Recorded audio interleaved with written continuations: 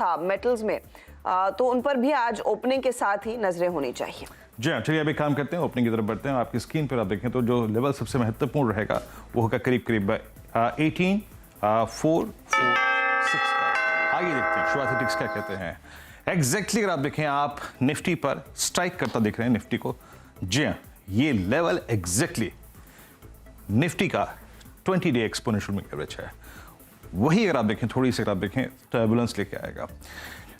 हमारे पास सबसे चीज तब जो बदली है वो क्या है? दैट्स निफ्टी आईटी, एक क्लियर एडवांटेज करीब करीब 0.5% ऊपर, मिड कैप्स डूइंग वेल लगभग 0.5% ऊपर। और साथ ही साथ अगर आप मैं निफ्टी बैंक को देखूं, याद रखिएगा करीब करीब 29 लाख का आउटस्टैंडिंग वाई यहाँ पे 43,500 की कॉल होल्ड करती है।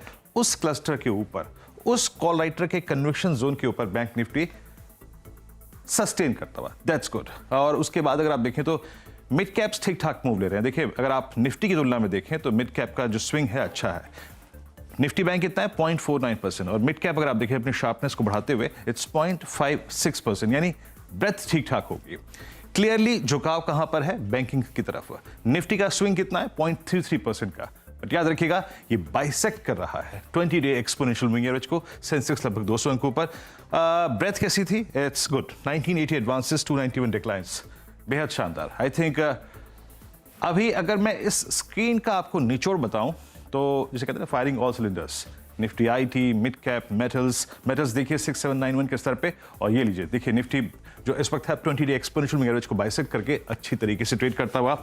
और लेवल है 43640 जिस पर आपको अब नजर रखनी है। अच्छी चीज, आई मीन स्क्रीन ठीक ठाक लग रही है। और एक ऐसी स्क्रीन लग रही है जो अगर सस्टेन कर जाए इसके ऊपर तो एक स्विंग टुवर्ड्स 510 दे सकती है।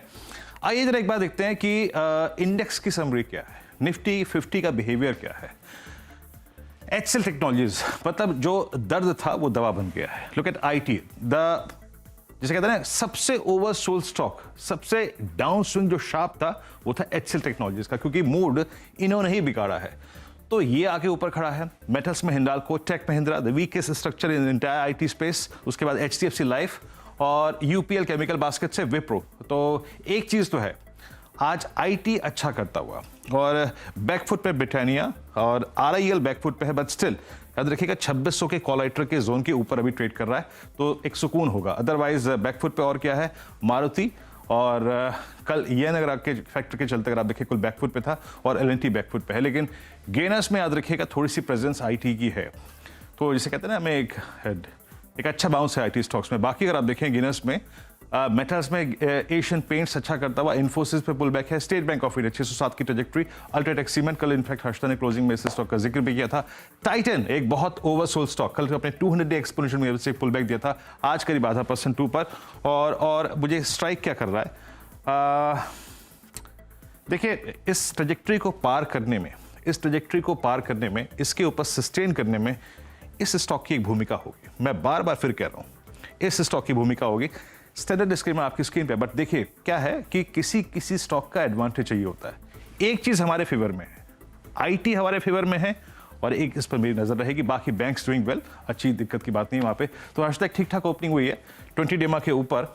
बस कुछ टाइम स्पेंड करें तो एक swing towards 510 554 looks possible. Harshada, मजबूती है और मिड कैप्स में भी वो मजबूती कायम देखने को मिल रही है। करीब करीब 190 अंकों का इजाफा वीरू।